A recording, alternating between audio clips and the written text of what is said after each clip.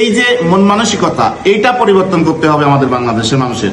তাহলে আমরা দেখবেন যে সবাই আস্তে আস্তে উপরে উঠতে পারবো।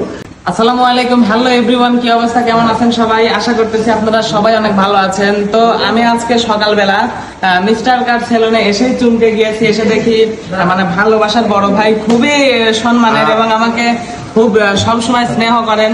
আমাদের সৌদি প্রবাসী শফিক ভাইয়া এসেছে, আমার আসলে খুবই ভালো লাগলো।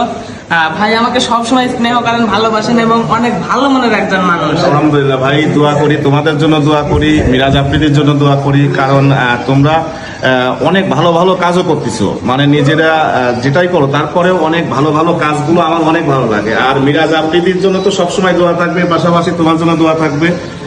আসলে মানুষ যখন একটু উপরে উঠতে লাগে তখন এই মানুষগুলোকে নিয়ে অনেকেই সমালোচনা করে, যেটার কারণে দেখা যাচ্ছে যে আমরা বাংলাদেশিরা অনেক পিছায়। আপনি যে আমি সৌদি আরব থেকে আমার একটা অভিজ্ঞতা হয়েছে, আমি কোন সৌদিকে যদি আমি জিগাই যে তোর ভাই অনেক টাকার মানুষ হয়ে গেছে, তোর তো কিছুই নাই, ও বলে কি যে আল্লাহ আমার ভাইকে আরো দিক, আমার কিছু না থাকলে সমস্যা নাই, আমার ভাইকে আরো দিক। এই যে মন মানসিকতা, এইটা পরিবর্তন করতে হবে আমাদের বাংলাদেশের মানুষের। তাহলে আমরা দেখবেন যে সবাই আস্তে আস্তে উপরে উঠতে পারবো।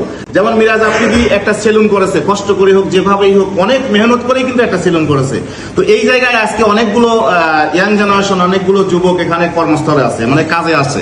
তো সেক্ষেত্রে মিরাজ আফ্রিদির কারণে কিন্তু আজ অনেকগুলো মানুষ কাজ করতেছে।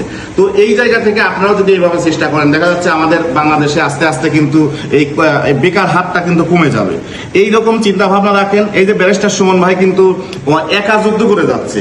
তো আমি মনে করি মানুষের সমালোচনা না করে নিজেরা কিছু করেন, নিজেরা কিছু করে উপরে ওঠেন। আমি কিন্তু অনেককে এই কথাও বলি যে ভাই আমার ভিডিও দেখার দরকার নাই, আপনারা ভালো কাজ করেন, ভালো কাজ করে আপনাদের মতো আপনারা চেষ্টা করেন। আমার ভিডিও দেখে আমাকে গালি দিবেন, আমার প্রয়োজন নাই, আপনারা ভালো কাজ করেন। তো ওর জন্য শুভকামনা রইল, আর মিরাজ আফ্রিদির জন্য শুভকামনা রইল। ও অনেক কষ্ট করেছে।